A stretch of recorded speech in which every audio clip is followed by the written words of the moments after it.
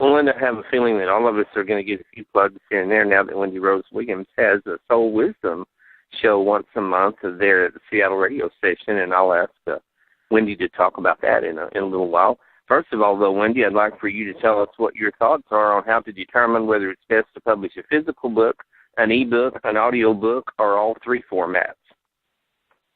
Well, personally, I think they've each got their place. I'm a big reader, so I personally consume all three formats. I do feel it's necessary to have physical books because just practical reasons like having them with you if you hold a workshop, if you're at a book signing, if you go to a conference, that sort of thing. I think that physical is really important. And some people still want to read physical books, and I need to send them to people for them to choose if they're going to interview me, for instance, and they'll want a physical copy. Nothing beats sitting down there by the fireplace or on your couch or on the beach or wherever you want to read and physically, touching and feeling a book, particularly if you work with the computer a lot and you just want to get away from the electronics. It can be really nice. Whereas the ebook is fantastic because you've got that instant gratification. I mean, you can download one right away. They're so much less expensive, particularly for our overseas readers where it's expensive or they just truly might not be able to purchase it. If we're in China or certain countries where there's just limits on what can be ordered and read, it's nice if you can get an ebook.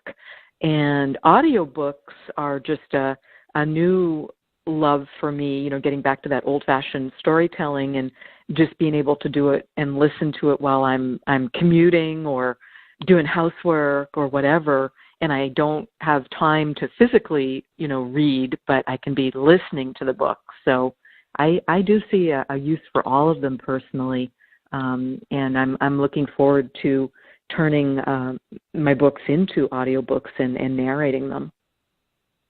That will be fun, and you have a great voice for that, by the way, Wendy. And I would like to ask, thank you. I would like to ask both Lori and Linda, the two of you plan on doing audiobooks? Have you considered it? Is it something that you might do? Well, sorry. Oh, no. Go ahead. Go ahead, Linda. I'd like to do it, but I don't feel I have a very good voice.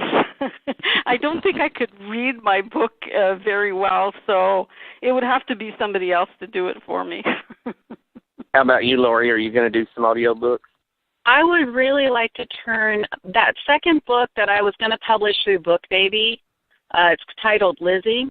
I would like to turn that into an audiobook because the language that it's written in is a little difficult for some people because it's a deep Southern drawl that's in the book. And so I think it would be fun to see how that turns out as an audiobook because then it'd be a little more engaging. But I don't know. I mean, I don't know if I would read it or if I would have an actor do it. You have those options too. So I'm kind of playing with the idea for that book. Mm-hmm. I'm going to ask all three of you this question, and I'm going to start with Linda Beauvais first. Do you feel an editor is always necessary? Do I feel what? I'm sorry? An editor is always necessary. Oh, an editor. Well, I did have my book edited, but for grammar and spelling and all that, I really had to do that. I would really like to have an editor look at my book and see if I'm going along at a certain point, because sometimes we don't see, there's parts in the books that we really like, and it's part of the book that's kind of close to our heart, but it doesn't do anything for the story. And I think that an editor would see that, be more objective than we are, and tell us, well, listen, this is not adding to your story or whatever. So I think an editor would be important, and it's something I would like personally to have an editor look at my book and maybe be able to trim it a little bit. But I already did trim it a lot. I mean, it's got a lot of pages, but I mean, if I had to put the original in, it'd be like another 200 pages more. Well, maybe you can write a sequel. Maybe all of us can read your sequel. Right. Mm-hmm. Lori, tell us if you think you need an editor. Do you feel everyone needs an editor? Oh, I feel pretty strongly on that. Yes, I do. And I do have an editor that does some concept editing, a little concept editing, but mostly she does the grammar, spelling, anything that has to do with grammar, basically, she takes care of. And I will say that because it kind of looks poorly on an author if you send a book out there that's chock full of mistakes. Nothing drives readers more crazy than to read a book that's constantly filled with grammar errors or punctuation or, spelling errors. I have a friend who released a book, and he didn't really pay to have an editor go through it, and he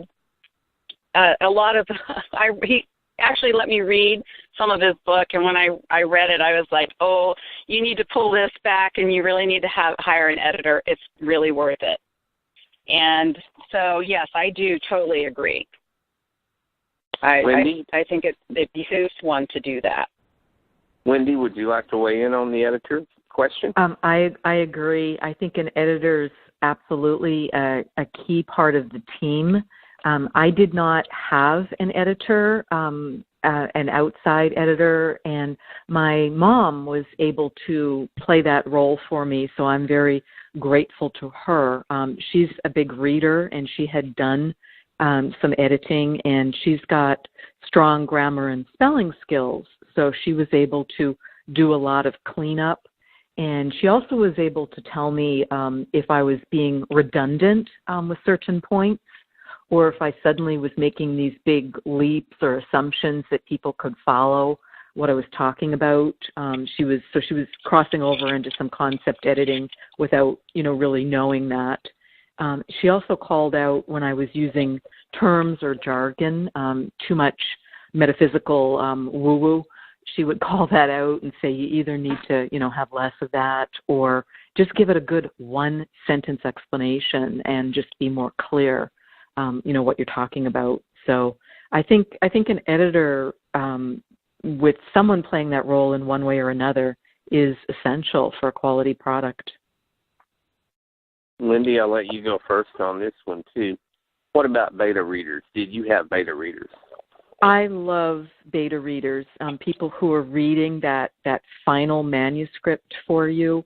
And if you've got a really strong team of beta readers like I'm blessed with, and thank you, Rich, and thank you, Lori, because you've both done beta reading for me, that can help, I don't want to say eliminate the need for an editor, but, kind of lessen the need for, because that role's being partially fulfilled, because they're really, beta readers are just worth their weight in gold, because they're helping you make sure that the story flow is there.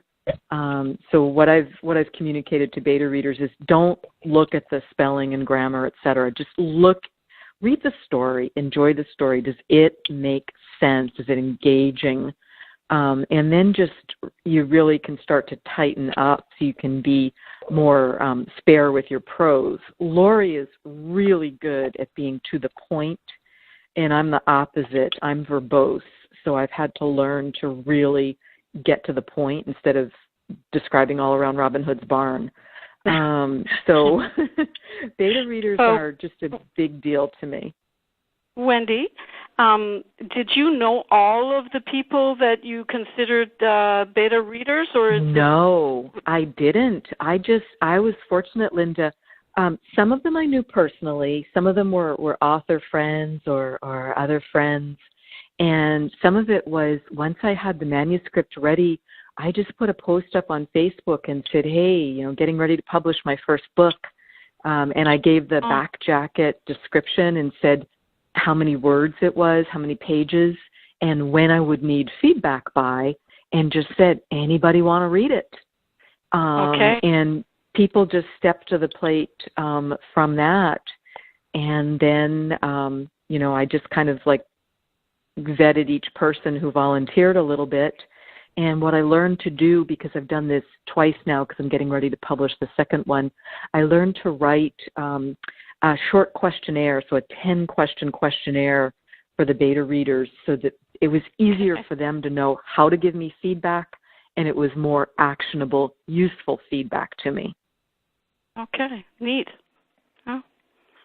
Lori, did you have some beta readers as well? Of course I did. Wendy's one of them, of course.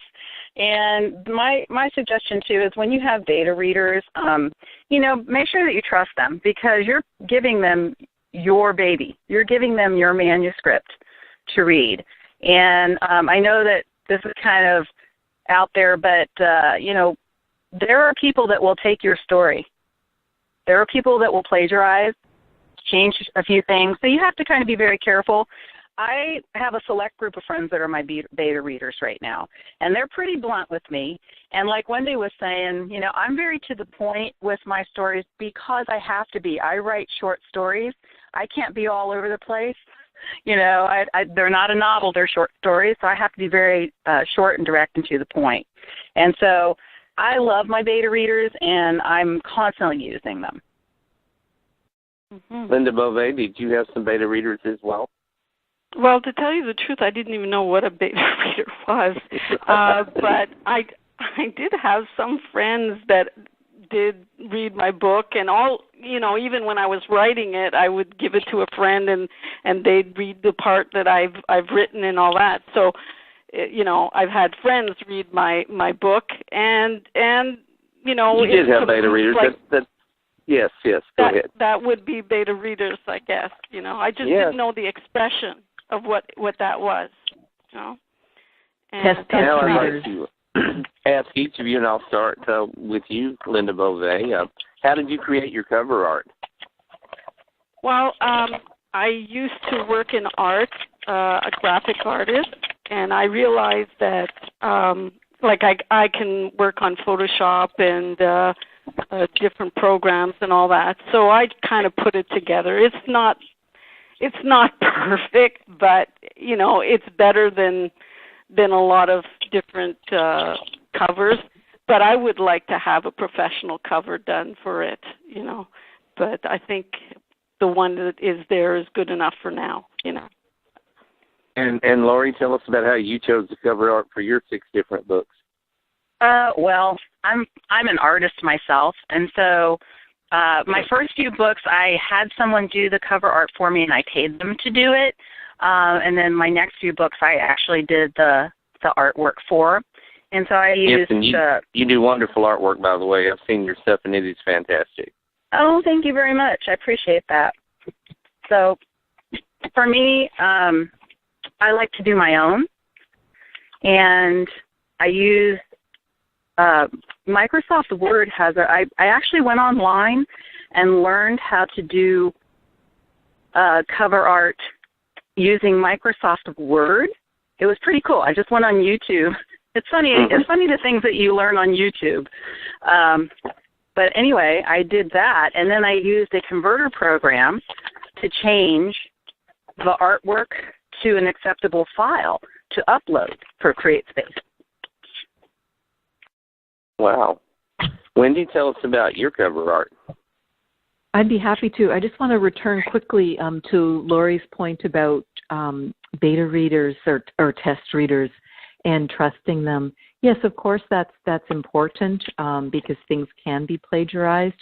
But something that writers can do, and what I do personally, is before I start sharing that unprotected document with people, I mail a copy of my manuscript to myself, and I keep that in a fireproof box, and that is my proof that I have written.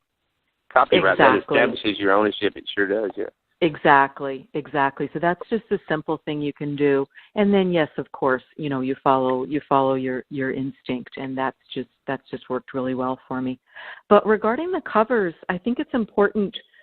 Both Linda and Lori have skills that I don't have. I just had zero skills in the graphic design or in that area for the cover art. So I hired for it, and that's where I invested my money because I did not need to pay an editor. So I invested instead in the cover because my belief is covers sell books, even in our electronic age.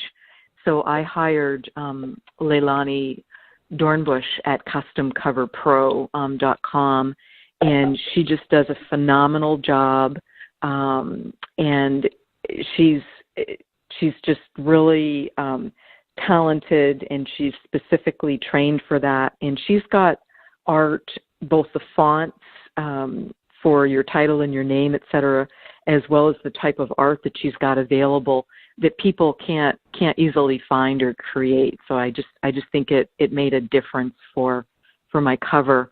And if people have got a really slim budget and they just don't feel they have the skills to create the cover, you can look at an online company called Fiverr, Fiverr, which is an online listing of freelancers, including book cover designers, and then you bid out your job from there.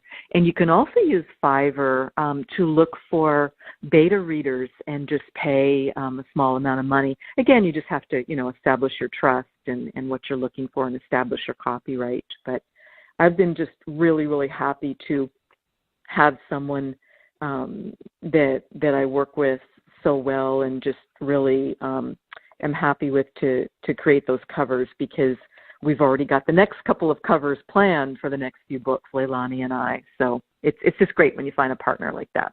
And she did a great job, too, on your covers, by the way, Wendy. Yes, thank you. Yes, I'm really, really excited about the next one. She was able to do some very clever things. The next book is going to be the prequel to the Flow One, Plymouth Plantation.